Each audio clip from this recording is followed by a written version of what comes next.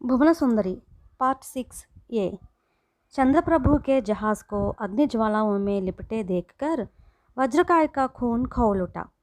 उसने तो ठान लिया था कि वह या उसकी सेना ग्रीकों का साथ नहीं देंगे।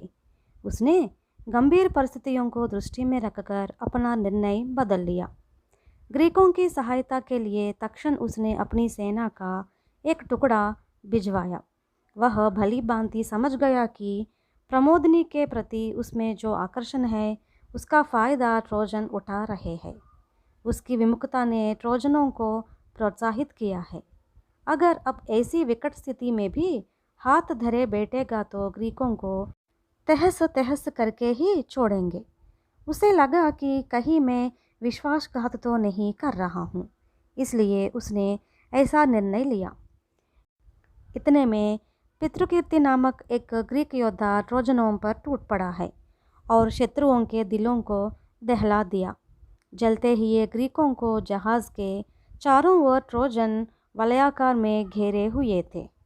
पितृकीर्ति ने उनके मध्य एक शूल फेंका।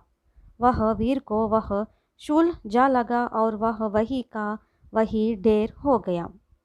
ट्रोजनों ने सोचा कि वज्रकाय पुनः रणरंग में प्रवेश कर चुका है और यह उसी का काम है। वज्रकाय ट्रोजनों के लिए सिंह स्वप्न था, इसलिए वे घबरा गए और वहाँ से भाग गए।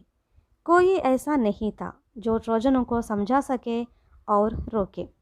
दुर्भाग्यवश वीरसिंह पहले ही भूधव के हाथों घायल हो चुका था और रणरंग को छोड़कर नगर लौट चुका था। भयभीत ट्रोजनों को परास्त करने वाले पितृकीर्ति ने चंद्रप्रभु के जहाज़ में लगी आग बुझाई और भागते हुए ट्रोजनों का पीछा किया। वह उस समय वज्रकाय का कवच पहने हुए था, इसलिए ट्रोजनों को वह वज्रकाय ही लगा। पितृकीर्ति ने निश्चय किया कि किसी भी हालत में उसी दिन ट्रॉय नगर को अपने वश में ले लेना चाहिए। नगर के चारों ओर के किले की दीवारों पर चढ़कर नगर प्रवेश की उसने बारंबार कोशिश की, लेकिन ट्रोजनों ने उसे ऐसा करने नहीं दिया। वे उसके प्रयत्नों को असफल करने में सफल रहे। अंधेरा छा जाते तक युद्ध होता ही रहा। धुंधले अंधेरे में किसी ने पितृकीर्ति की पीठ में छुरी भोंकी। उसका शिरस्त्राण गिर गया। उसके हाथ का शूल टूट गया। वह असहाय स्थिति में था। उसकी इस निस्सहाय स्थिति का फायदा उठाकर एक ट्रोजन ने उसकी पीठ में एक और छुरी भोंकी। पितृकीर्ति बहुत ही घायल हुआ। आयुधहीन वह लड़खड़ाता हुआ जब युद्ध क्षेत्र से लौट रहा था, तब वीरसिंह ने रणरंग में पुनः प्रवेश किया और पितृकीर्ति को मार डाला। इसके बाद उसने उसके शरीर पर से कवच निकाल लिया। ठीक उसी समय पर प्रताप और भूधव वहाँ आ पहुँचे। उन्होंने पितृकीर्ति के शव को शत्रुओं के हाथ लगने से बचा लिया और उसे लेकर अपने जहाज़ों के पास पहुँचे। पितृकीर्ति की मौत की खबर सुनकर वज्रकाय मिट्टी में लौटता रहा और एक औरत की तरह बिलक बिलक कर रोने लगा। उसकी माँ तरनी ने फौरन ही एक नया कवच बनवाया और उसके शिविर में लाकर उसे दिया। वज्रकाय ने उस कवच को पहनकर राजा से समझौता कर लिया। राजा को इससे भला और क्या चाहिए था।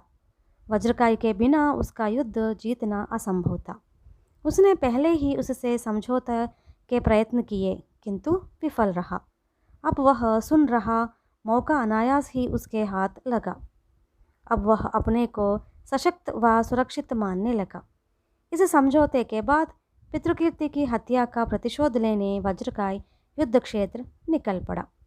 आवेशपूरित प्रलयरुद्र की तरह उग्र दिखने वाले उस योद्धा वज्रकाय को देखकर ट्रोजन भय से कांप उठे। उसकी तलवार की धारा के सामने वे टिक नहीं पाए और भाग चले। वज्रकाय ने उन्हें समंदर नदी तक खदेड़ा। वहाँ उसने ट्रोजन सेना के 2 भाग किए और गिन गिन कर उनका वध किया। अपनी जान बचाकर भागे ट्रोजन उस समय भय से कांपते हिरणों से लग रहे थे। निस्संदेह ही वज्रकाय ग्रीक वीरों में अग्रगण्य था। ट्रोजनों में अग्रगण्य वीरों में से था वीरसिंह। लेकिन अब तक दोनों का आमना सामना नहीं हुआ। तय हुआ कि अब वे दोनों एक दूसरे से लड़ेंगे। उनके बीच उन्होंने इस युद्ध का क्या परिणाम होगा, यह देखने दोनों पक्षों ने युद्ध को रोक दिया। दोनों पक्षों को मालूम था कि यह युद्ध भविष्य का सूचक है। अंततः इस युद्ध में जीत किसकी होगी, इसके परिणाम पर आधारित है, क्योंकि दोनों महावीर परस्पर भिड़ रहे हैं। प्रारंभ में वीरसिंह ने वज्रकाय का मुकाबला नहीं किया, उल्टे वह उससे दूर भागने लगा। इस प्रकार भागने में वीरसिंह का एक प्रत्येक उद्देश्य था। उसने सोचा कि चूंकि वज्रकाय बहुत समय से रणरंग से दूर रहता आया है, इसलिए दौड़ने पर वह जल्दी ही थक जाएगा और तब अपने हाथों उसकी हार निश्चित है। किंतु वीरसिंह की धारणा गलत साबित हुई। ट्राय की दीवारों के चारों ओर 3 बार पीछा करने के बाद भी वज्रकाय बिल्कुल ही थका नहीं। आखिर वीरसिंह ने भागना छोड़ दिया और डटकर उसका मुकाबला किया। वज्रकाय जैसे ही उस पर टूट पड़ा, उसने वीरसिंह की छाती पर जोर से मुक्का मारा। वीरसिंह इस घात को सह नहीं पाया और नीचे गिर पड़ा।